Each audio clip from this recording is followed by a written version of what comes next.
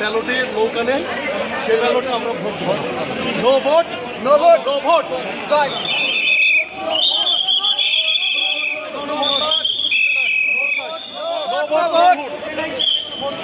ওকে, আমাদের কোনো ভোট নাই।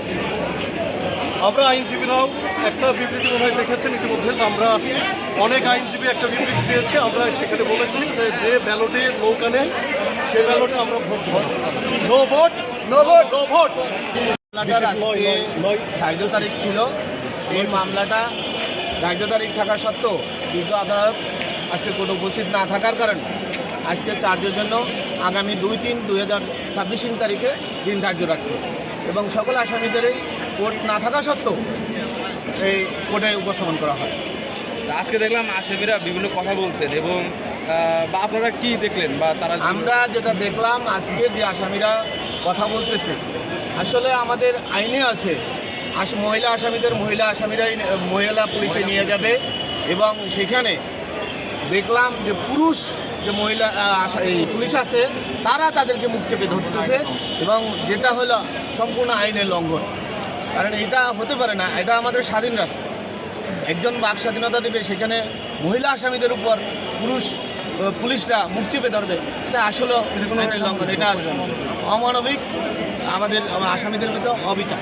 এখন এই পর্যন্ত আমার জানা মতে এই বিষয়টা আসামিরা ক্লিয়ার করে নাই, তারা আদৌ ভোট দিতে পারছে কিনা, ভোট ব্যালট পেয়েছে কিনা।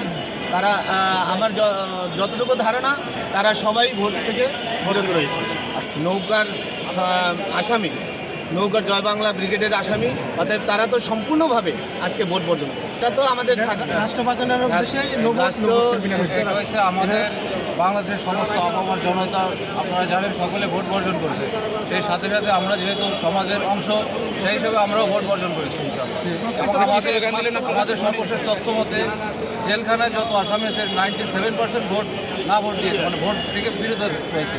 এই কারণে সকলের সাথে আমরাও একতা প্রকাশ করে নো ভোটের সাথে ক্যাম্পেইন আমরা দেশের জনগণের সাংবিধানিক অধিকার, ভোট প্রত্যেক নাগরিক সাংবিধানিক অধিকার, কিন্তু এই দেশের 50-60% জনগণকে যাদের প্রার্থিত কাঙ্ক্ষিত প্রতীক এই ব্যালটে না থাকার কারণে এই দেশের জনগণ সার্বিকভাবে এই ভোটকে বর্জন করেছে।